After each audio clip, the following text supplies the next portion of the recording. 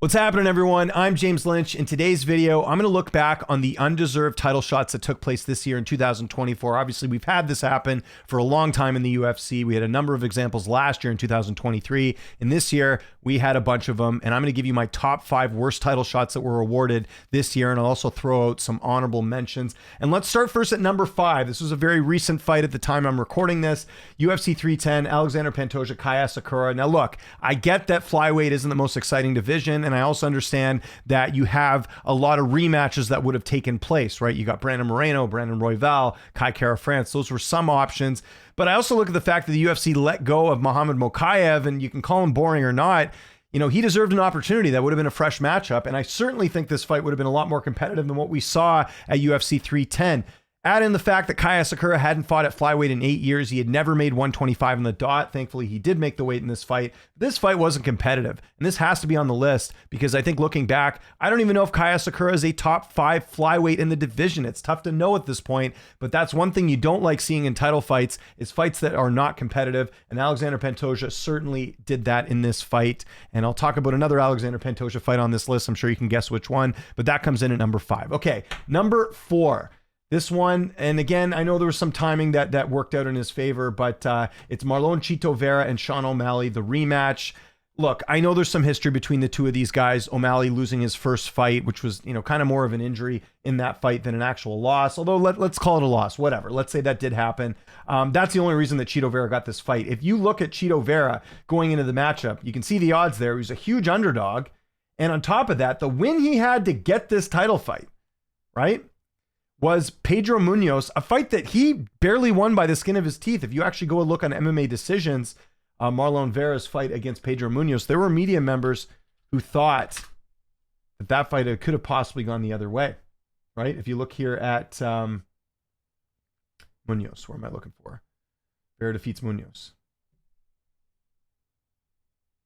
Most people thought Munoz won that fight, so it was a bit controversial. And then add in the fact he got absolutely outclassed by Corey Sandhagen in the fight prior to that. That shouldn't have been a split decision. It's not really worthy of a title shot. And what happened? O'Malley put on basically a sparring performance in the entire fight. Again, and not another, it was not a competitive title fight. I think that's one thing. If you're going to have pay-per-views, fans want to watch competitive fights. This wasn't competitive. It was very clear that Chito was on the decline, or at least, you know, not a championship material.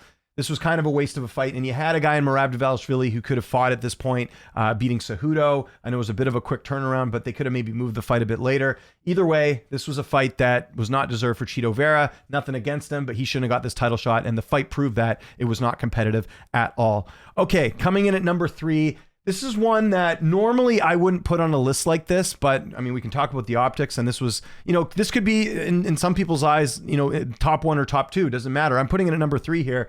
But it's Jon Jones and Stipe Miocic. And again, same sort of thing. This fight wasn't that competitive. Jon Jones was a minus 650 favorite. Stipe was plus 455. If they had fought years ago when Stipe was an active heavyweight champion, Jones would still be the favorite, but he's not going to be minus 650.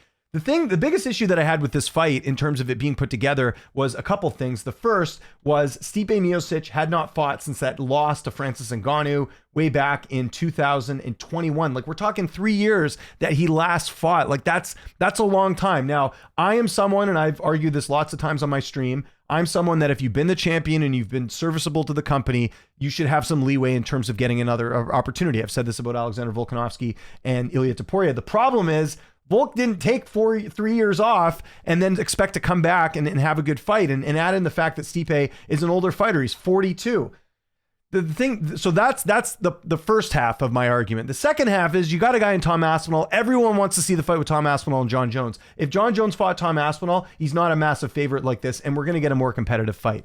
Jones goes out there, he finishes him. Most, like 90% of people felt like that was a fight that was going to go Jones's way, including the people voting on Tapology, 87% to 13. Again, another fight that I know the UFC was adamant. Dana White, that's why Dana White kept going on this entire year about Jones is the pound for pound best, because he was trying to trick casual fans into thinking this is a worthy fight. It wasn't worthy at this point. I like Stipe a lot. The guy's an absolute legend and one of the best heavyweight fighters of all time. But this was like, you know, bringing the milk out of the fridge and it's expired. That's basically what we saw with Stipe and Jones. This was a fight that didn't need to happen. It should have been Jones and Aspinall.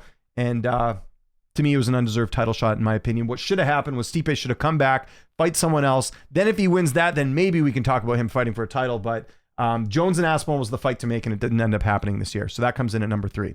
Number 2, not a huge shocker here. I mentioned Alexander Pantoja. Steve Erceg getting the title shot. This was a bit of a weird one. And look, this was one of the few, this is, I think, the only fight on this list. Well, maybe there's one, the one I'm about to mention, number 1, maybe we can make an argument there, but this was actually more competitive than all the other fights. And actually, you look at it there, Pantoja was just a slight favorite at -185. So from that perspective, at least we got a more competitive fight. But who did Steve Erceg beat to get the title shot against Alexander Pantoja? It was Matt Schnell, the same Matt Schnell who's been knocked out and finished in a number of his fights and who retired shortly after that or walked away and got cut from the UFC. Like, he comes in, fights in June of last year, David Dvorak, rank win, very good win there, beats Alessandro Costa, decent fighter, and then he beats Schnell. It's just not something you usually see. Usually you need a couple ranked wins to get a title shot. The UFC went this way, obviously, because they wanted Pantoja on the card. It was a timing thing. And also, Erceg's exciting. You look at it there, 6 wins by submission, 2 wins by knockout. He's a very exciting fighter. And I think, again, they were justifying entertainment over merit. And that's why Erceg got the shot. And so, thankfully this fight was more competitive, but let's be honest, under any other circumstances, Steve Erceg's not getting a title shot here. That's why it comes in at number 2, but that wasn't even the worst title shot this year. And you know where I'm going with this one. This was a shocker to everyone that saw this fight take place. And to make matters worse about this one, there was a contender waiting in the wings that they could have booked and they didn't. And of course, you know what I'm talking about. It's Alex Pereira and Khalil Rountree.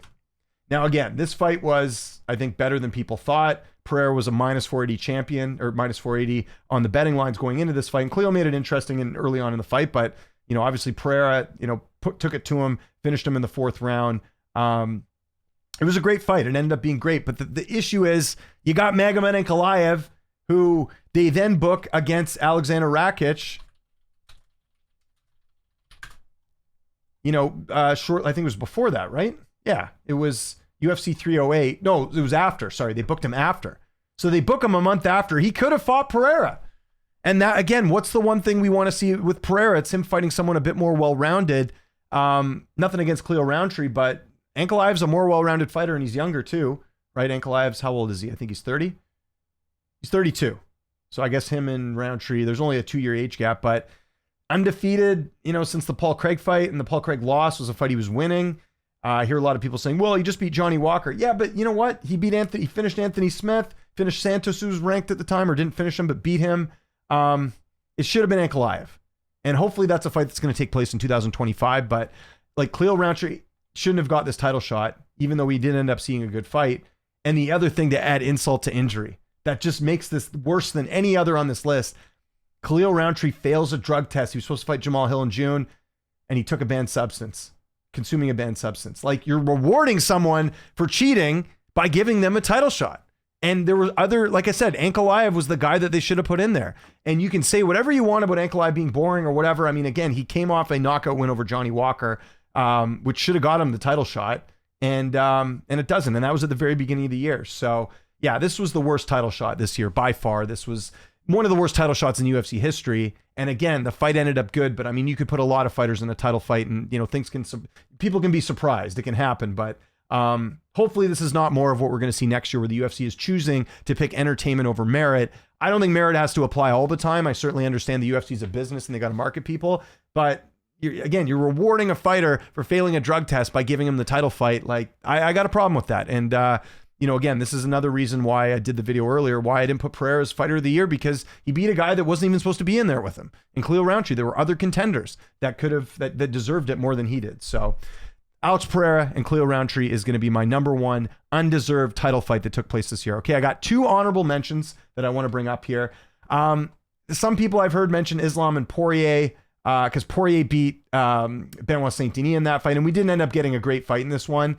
I do wonder, though, if we're going off merit, Gamrot, right? I know Gamrot ended up losing to Dan Hooker, but Gamrot was the backup was the backup for Islam and Charles Oliveira. The UFC decides not to choose Gamrot. They bring in Volk, ruin one of the biggest rematches in UFC history as far as a build-up by putting Volk in there on a week's notice. Probably really, let's be honest, really hurt Volk's career at the end of the day. And then Poirier, who got his head kick knocked out, lost to Justin Gaethje, fights a very good fight against Benoit Saint-Denis, but then is given a title shot after that. Again, a little bit of an issue with that. This one's not as bad. And again, we got a great fight out of it. But again, minus 500, although saying that Islam's probably going to be a big favorite against anyone he fights. But yeah, that was another one that I know people bring up. And then one more we can bring up too. But again, I kind of see the angle on this one a little bit more. That's why I didn't make the top 5. It was a Juliana Pena fight.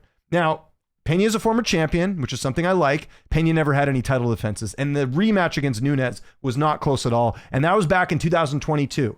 So I think if we're all is fair, Pena should have had to fight someone else and then fight Pennington. But bantamweight's a weak division.